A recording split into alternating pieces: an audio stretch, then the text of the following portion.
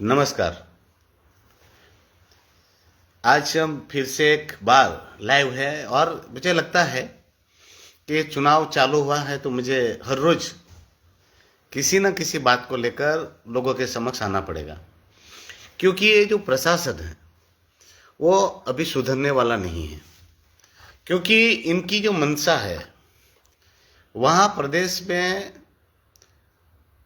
किसी भी व्यक्ति को चैन से नहीं रहने देना है और तानाशाही और हिटलरशाही की हदें लोगों को बताना है। पर मैंने उस दिन भी कहा था, फिर वही शायरी से आज शुरुआत करूंगा कि वक्त आ गया है, अब हदों का एहसास करा देना है, अब हदों का एहसास करा देना है। कुछ गंदे नाले अपने आप को समंदर समझ बैठे हैं। तो ये गंदे नाले जो है वो अपनी गंद अब हमारे प्रदेश में खुल के निकाल रहे हैं और लोगों को उस गंद में डाल रहे हैं।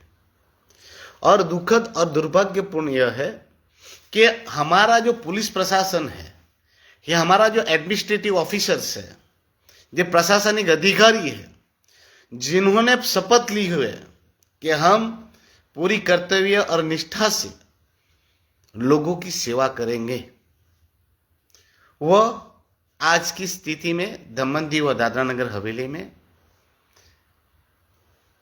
पूरी निष्ठा और स्वाभिमान बेच चुके हैं। और मैंने लास्ट वीडियो में जो कहा था कि इन अधिकारियों के लिए वो शब्द से शब्द सही साबित कर रहे हैं। ये लोग जो है पूरी तरह से भारतीय जनता पार्टी के एजेंट बन चुके हैं। एजेंट है। खाली इन लोगों ने अब तक भारतीय जनता पार्टी के गले में पट्टे नहीं डाले। और मैंने लास्ट चुनाव में भी कहा था कि हमारे प्रदेश के सारे अधिकारी, वो कलेक्टर ऑफिस हो या फिर या पुलिस के एसपी, एसडीपीओ, आईजी, ये पुलिस थाने हैं, वहां पर है ना, इनको बोर्ड निकाल देना चाहिए। भारत सरकार का नाम बदनाम नहीं करना चाहिए, क्योंकि मैं भारत सरकार का नुमाइंदा हूं। और जब भारत सरकार का जो कार्यालय है वहां पर अगर इस प्रकार से कार्यवाही हो तो मेरा फर्ज है कि पहले मैं इसका विरोध करूं। तो मैं दमन दीव और दादरा नगर हवेली के आईएएस, आईपीएस, दानिश और जो भी अधिकारी है, स्थानीय अधिकारी भी है, कर्मचारी भी है, उनको, और खास करके बेचारे कर्मचारी तो क्या है, पर आईएएस, आईपीएस, दानिश वगैरह को मैं ये कहना चाहता हूं, आप लोग है ना, गले में पट्टा डालिए दीजिए भाजपा का और ये कीजिए, क्योंकि आप लोगों ने ही मुझे चुनाव जिताया। सांसद जो बनाया ना, ये आप लोगों ने बनाया, इसी प्रकार से बनाया जिस प्रकार से ये चुनाव चालू हुआ और आप लोगों ने कामगिरी की। लास्ट टाइम भी मेरे चुनाव में भी, लोकसभा में भी, आखिरी दिन जो आप लोगों ने मेरे कार्यकर्ताओं को उठा लिया ना, उसमें ही टर्न आउट हुई और मैं सांसद बना। और आज सांसद बनकर मैं किस प्रकार से काम कर रहा हूं आप लोग देख रहे हैं, बराबर है। अब आप लोग जो है वो मुझे सांसद के साथ साथ अन्य शक्ति, जिला पंचायतें, नगर पालिकाएं, ग्राम पंचायतें के सरपंच, मेंबर, ये सब देने वाले हैं। इसलिए आपने क्या चालू किया है, मैं आज दमन दीव और दादरा नगर हवेली के लोगों को कुछ बात कहना चाहता हूं कि ये कितने डरपोक है, ये अधिकारी कितने अब गिर गए हैं। क्योंकि मैं कुछ बोलूंगा तो एफआईआर करने निकलेंगे, पर वही वर्ड उन पे लागू होता है जो मैंने अगले वीडियो में बोले हुए हैं। तो ये मैं कहना चाहता हूं कि ये लोग कितने नीचे गिर गए हैं। जनता की सेवा की पगार लेते हैं और सेवा कर रहे हैं प्रशासक प्रफुल्ल पटेल की और भारतीय जनता पार्टी की, और वो सेवा नहीं कर रहे, चाटुकारिता कर रहे हैं। इन अधिकारियों को शर्म भी नहीं है। शर्म, लाज, सब कुछ उन्होंने छोड़ रखा है और अपने आप को वो वैसी स्थिति पाकर भी बहुत होशियार समझ रहे हैं। आज 2 दिन से मैं एक बात बताना चाह रहा हूं, जैसे पार्लियामेंट का, ग्राम पंचायत, स्वराज्य संस्था, जिला पंचायत, नगर पालिका, सबके चुनाव चालू हुए, उन्होंने पहले एक पटलारा का जो मेरा एक दोस्त है जिसका कोई गुनाह नहीं, उसको 151 में उठाया मोटी दमन में। मैं पुलिस स्टेशन गया, वो फरियाद पड़ी तो मैं हंस हंस के थक गया। वो फरियाद में ऐसा लिखा है कि 10-15 दिन पहले मुकेश भाई मतलब बगा, जिसको बगा बोलते हैं पटलार के लोग, बोले उसने 15-20 दिन पहले मुझे आंखें दिखाई थी और मुझे मारने की धमकी दी थी। अभी 15-20 दिन पहले कोई तारीख बारीख कुछ नहीं। और उस व्यक्ति को 151 में उन्होंने जेल में पूरी रात रखा। और मजे और दुख की बात अब सुनो, वहां पर वीडियो है मिहिर, और उस व्यक्ति पर मुझे शर्म आती है जो सैलरी लेता है सरकार की, और उस व्यक्ति ने उसको 151 में बेल नहीं दिया जो देना ही होता है। और दुख की बात बताओ, बेल देने से पहले ये मिहिर ने क्या किया? वीडियो मिहिर ने भारतीय जनता पार्टी का जो वहां का डिस्ट्रिक्ट प्रमुख है भरत पटेल, उसके साथ 1 से 1.5 घंटे तक मीटिंग की। तो उसको भी कहना चाहता हूं, पट्टा ही डाल देता यार, बीजेपी का कार्यकर्ता बन जाता। और वो बंदा मुझे ये कह रहा है कि उमेश भाई, मैंने पूछा इसकी जांच करने, बोले वो तो इनके मैजिस्ट्रेट के पास वो होता है, तो हमें लगता है मैजिस्ट्रेट इसलिए बनाया तुझे कि वो गरीबों को, लाचारों को, बेबसों को अकारण जेल में डालेगा। भगवान के घर देर है, अंधेर नहीं है। और एक बात कहना चाहता हूं मिहिर जी और इन पुलिस वालों को भी, कि ज्यादातर पुलिस वालों के घर मैंने देखा है, भगवान, मैं ऐसा कहता हूं मेरे दुश्मन के घर भी ना हो, मगर जी विकलांग वगैरह जो होते हैं ना बच्चे, वो ज्यादातर पुलिस वाले हैं, ये ऐसे अधिकारी उनके घर होते हैं। वो मैंने देखा है, क्योंकि परमात्मा परमेश्वर घर घर देर है, अंधेर नहीं है। यहां ही करना है, यहीं भुगतना है मिहिर जी। और सबसे बड़ा गुनाह क्या किया है मिहिर जोशी ने, वो बताता हूं आपको। कितनी शर्मजनक बात की उसने। जब मैं एमपी को उसने मिसलीड किया, एमपी को बोला कि मैजिस्ट्रेट को लगा तो मैंने उसको सब जेल भेज दिया। और उसने रिपोर्ट में क्या लिखा मालूम है? ऑर्डर में, उस बंदे बेचारे गरीब के ऑर्डर में इसने ये लिखा कि इसने डिनाई किया बेल लेने से, जबकि उसको पूछा ही नहीं। बेल लेने से कौन मना करेगा? ऐसा गलत ऑर्डर उसने बनाया। बोलो, और इसको शर्म नहीं? वो हंस रहा है, बोले हमारे दोस्त लोग कहते वो तो हंसता है, इसको शर्म नहीं है, शर्म नहीं। और वो बेचारा आज 2-3 दिन से जेल में है। सोमवार को भगवान करे और इनकी आत्मा भी जागे तो छूटेगा। आज फिर से जिला पंचायत के एक्स कहूंगा, क्योंकि चुनाव लग गया, तो एक्स जिला पंचायत के मेंबर, दमन जिला पंचायत के एक्स मेंबर सदानलाल मगनलाल मिटना, जो लास्ट टाइम मेरे पैनल से चुनाव जीता था वरकुंड से, तो उसको भी आज जिला पंचायत से बोले सिविल में आए और सिविल में गाड़ी लेके आए। कौन सा? क्या क्या क्राइम किया था? क्या लूट की थी? क्या हफ्ताखोरी की थी जैसे आपके पुलिस वालों ने की थी?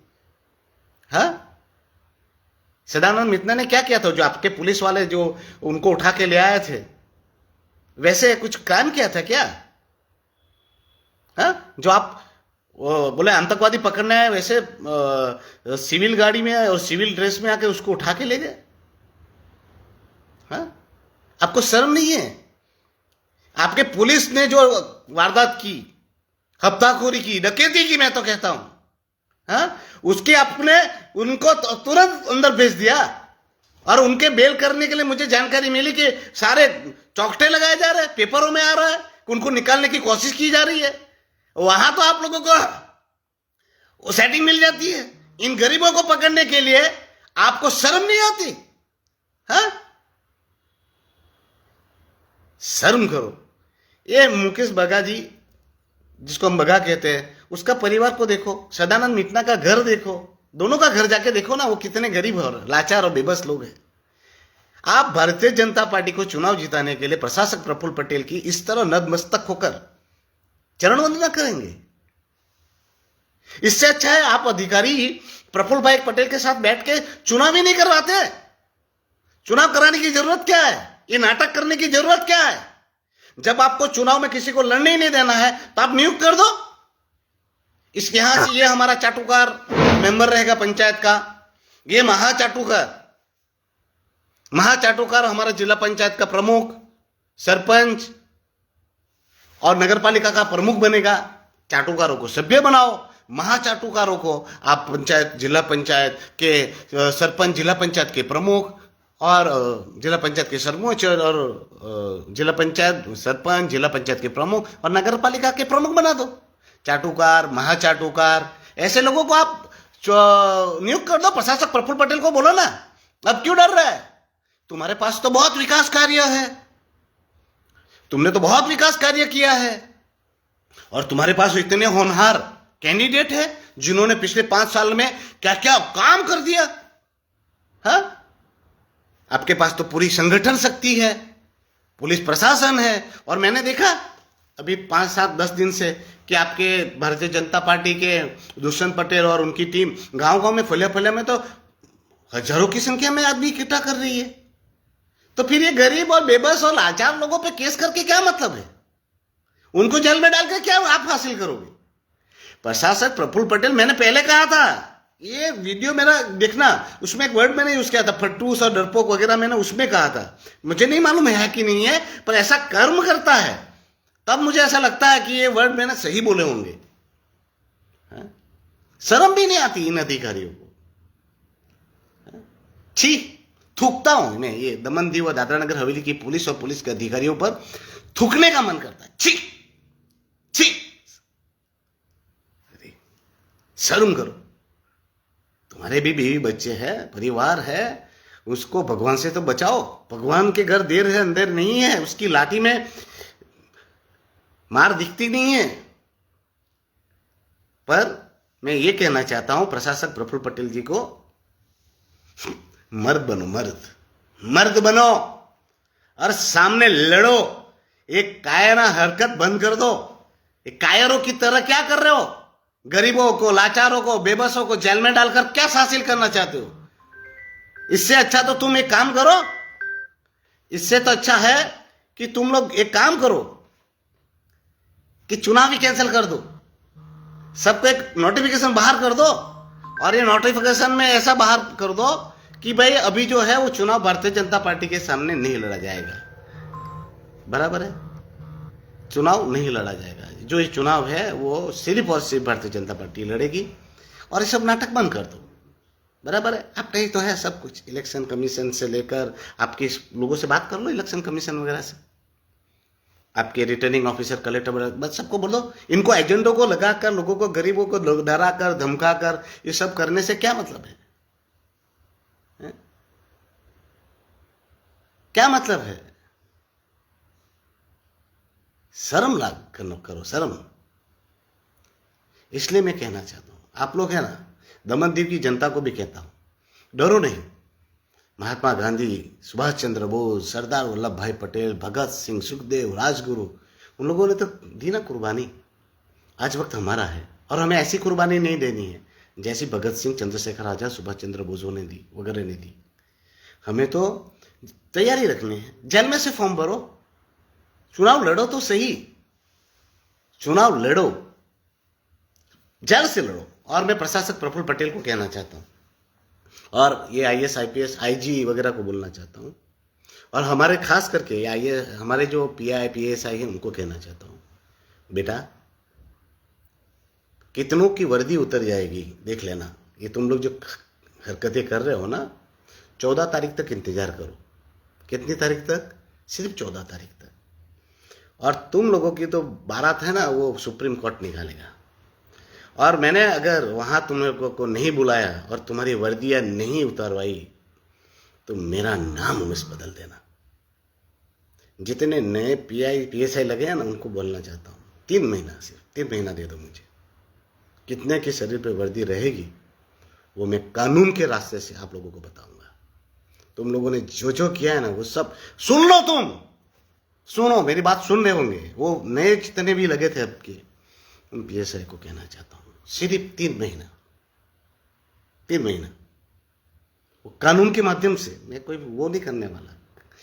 आप लोगों की कितनों की वर्दी शरीर पर रहेगी उसकी सिर्फ 90 दिन, 100 दिन भी नहीं, 100 दिन भी नहीं, अब 90 दिन दे रहा हूं मैं आप लोगों को। और कितनों को मैं ये सुप्रीम कोर्ट में घसीटूंगा ना, वो तो आप लोगों को समय दिखाएगा। और आपके जो आका है ना, उसके तो मैंने पावर्स का क्या कर डाला है वो पता ही होगा सबको, और उसका भी बारात तो सुप्रीम कोर्ट में निकलने वाली है, बराबर है। और मुझे कानून पे पूरा विश्वास है, ठीक है। बाकी ये प्रफुल्ल पटेल और भाजपा को यही कहना चाहता हूँ ऐसी निम्न कक्षा की राजनीति छोड़ो, लड़ने तो दो। तुम्हारे पास शक्ति है, पैसा है, पावर है, प्रशासन है, प्रफुल्ल भाई जैसा व्यक्ति है, लड़ो मैदान में। क्यों डर रहे हो, घबरा क्यों रहे हो? और ऐसे तुम लोग जीत भी जाओगे तो क्या तो फोड़ लोगे? ऐसी जीत को करोगे क्या? शर्म करो। अरे यार, तुम लोग को ऐसी जीत से क्या फायदा होने वाला है? डरा के, धमका कर, घबरा कर निर्विरोध करवा दोगे, उससे क्या हासिल होगा? वही चाटोकार। और समाज में क्या मुंह देख लेके घूमोगे कि हमने इतनी सीटें जीत ली, ऐसा? और आप लोग जो डरा धमका कर लोगों को भाजपा में शामिल कर रहे हो ना, एक दिन रुक लो। एक ही वार्ड आपके जो भाजपा ऑफिस पे लगे ना, उनके फोटो के साथ एक दिन आएगा, तब ये सारे के सारे बैनर जो उतर जाएंगे। इस जो कांग्रेसी अंदर घुस के अपनी मनमानी करके जो कर रहे हैं, वो भाजपा के है ही नहीं विचारधारा के। उनका तो विचारों का बोरिया बिस्तरा बहुत जल्दी बांधने वाला है। कूद लो, कूद लो, जितना कूदना है उतना कूद लो, बराबर है। और मैं नहीं डरने वाला। और ये बात निकल जाएगी। प्रशासक जी और भाजपा के दुष्यंत जी और महेश आगिरे तो बेचारा क्या है, वो कठपुतली है, उसको छोड़ो। दुष्यंत जी, आप तो प्रशासक की ही वहां से चिट्ठियां लेके आते हैं और वो करते हैं, तो आपको कहना चाहता हूँ, एक काम करना, मुझे जेल में डालना, फिर मेरी बेटी को डाल देना, मेरी बीवी को डाल देना, और बूढ़े मेरे माँ बाप को भी डाल देना। क्यों? क्योंकि हम लोग फॉर्म भरने वाले हैं, हम सब भरेंगे। एक आदमी दो दो जगह लड़ सकता है। तो मैं जो है, हम लोगों ने तय किया है कि दमनदीव के चुनाव लोग नहीं लड़ेंगे, तो आप लोगों को बिन हरित तो नहीं देंगे। हाँ, कुछ लोग हैं आपके भाजपा में जो मैं चाहता हूँ कि वो लोग जीते। ऐसे लोगों को छोड़ूंगा भी, क्योंकि मुझे विश्वास है वो आगे चलकर मुझे ही काम आएंगे, मुझे मालूम है। सही है। पर जो जिन्होंने साइन किया है ना आपके उस प्रशासक की बातों में आकर, उनके सामने तो मेरा परिवार ही काफ़ी है लड़ने के लिए। तो आप नाहक के गरीबों को मत सताओ, लड़ेंगे। और एक काम करो, हमें पूरा परिवार को जेल में बिठा देना। मेरे माँ बाप, बूढ़े माँ बाप, मेरे परिवार, मेरा बेटी, मेरी बीवी, सबको डाल दो। ताकि क्या है, मैं अभी है ना 3-6 महीने से मैं अपने परिवार को समय नहीं दे पा रहा हूँ, बिल्कुल समय नहीं दे पा रहा हूँ। 3 महीने से मैं घर पे जा ही नहीं पा रहा हूँ। दौड़ा दौड़ सही में एक 24 घंटा मैं अभी गया हूँ, बाकी मैं दौड़ ही कर रहा हूँ। तो इस बहाने जेल में हम सब साथ में बैठ के हमारा परिवार जो है वहाँ पर टाइम बिताएगा। और मैं दमनदीव की जनता से कहता हूँ, विनती है, देखो इस बार चुनाव में आप लोगों पर ही डिपेंड है कि आप कैसा प्रदेश चाहते हैं। आज आप लोगों ने बुनने टेक दिए ना, तो कल को भी चुनाव नहीं होंगे। और ऐसे ही लोग जो चाटोकार, वंदना करने वाले, ये लोग ही चुनाव जीतेंगे। बस दूसरा कुछ नहीं कहना है। एक दीव का गंजेड़ी है जो बार बार लिख रहा है, उसको एक बात कहना चाहता हूँ कि वो कह रहा है कि भारतीय जनता पार्टी के में आपके सपोर्टर चले गए। डरा धमका कर तो बहुत सारे लोग चले गए, डराया धमका कर बहुत सारे लोगों को भाजपा का मेंबर बनाया जा सकता है, सब कुछ बनाया जा सकता है, मगर वापस लाया भी जा सकता है। मेरे कुछ सपोर्टर है ना, पहले भी दूसरी पार्टियों में थे, मगर चुनाव आया ना तो भाजपा और कांग्रेस में दोनों के पक्ष के लोगों ने मुझे सपोर्ट किया, चुनाव जिता दिया। तो गंजेड़ी जी, मुझे कोई फर्क नहीं पड़ता है। और तुम भी पहन लो, तुम तो सुबह शाम चाटुकारिता में लिप्त रहते हो, प्रशासक ये प्रशासक वो। कल मैंने कोई मुझे बता रहा था, काका पे आ गया। ये पार्टी ही किसकी है तुम्हें नहीं पता है। बीजेपी जो है, डीएनएच और दमनदीव, वो किसकी है तुम्हें नहीं पता है, वो 6 महीने के बाद पता चलेगा। हाँ जी, समझ में आया। ये भारतीय जनता पार्टी किसकी पार्टी है, वो 3 से 6 महीने के बाद सबको पता चलेगा। हाँ, तो अभी जाओ, मेहनत करो, गांजा पियो, 500 रुपया लो, भाजपा वाले के लोगों के पास मांगो, बराबर, और लिखो। मुझे कोई फर्क नहीं पड़ता, गांजा बांजा फांजा से मुझे नहीं पड़ता। चलिए, धन्यवाद। खूब खूब धन्यवाद।